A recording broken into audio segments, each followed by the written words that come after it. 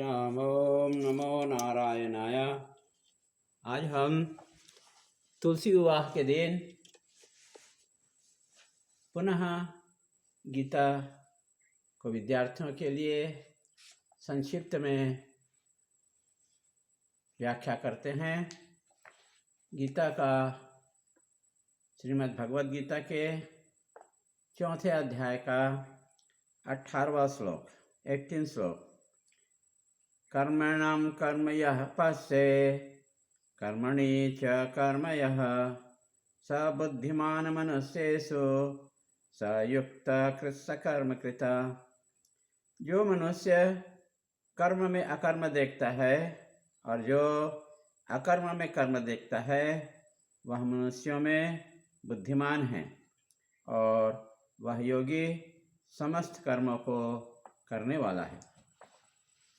18 श्लोक का सार है कि कर्म की गति अति सूक्ष्म है, अतः कर्म, अकर्म और विकर्म को जानना अति आवश्यक है।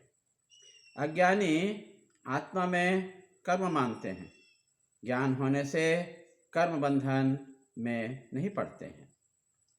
शरीर, वाणी और मन से जो भी होता है वह कर्म है।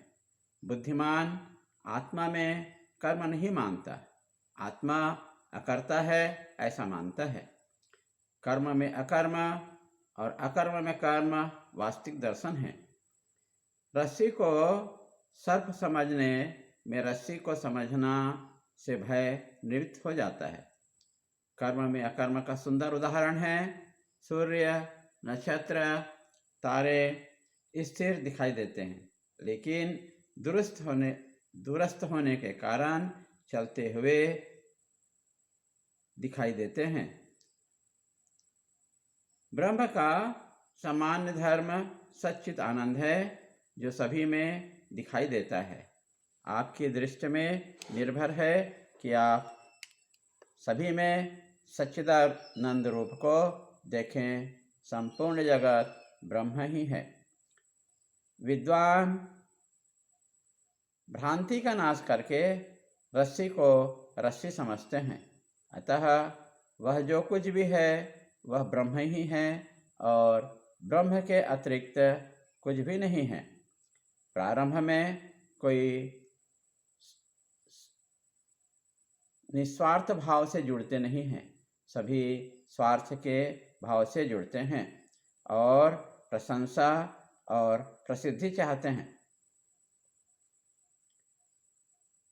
अतः आप सोचो कि क्या मैं लोगों से प्रशंसा चाहता हूँ, क्या मैं प्रसिद्धि चाहता हूँ और क्या मैं सम्मान चाहता हूँ। यदि आप ऐसा चाहते हैं तो आप कर्म के बंधन में पड़ेंगे और इसके अतिरिक्त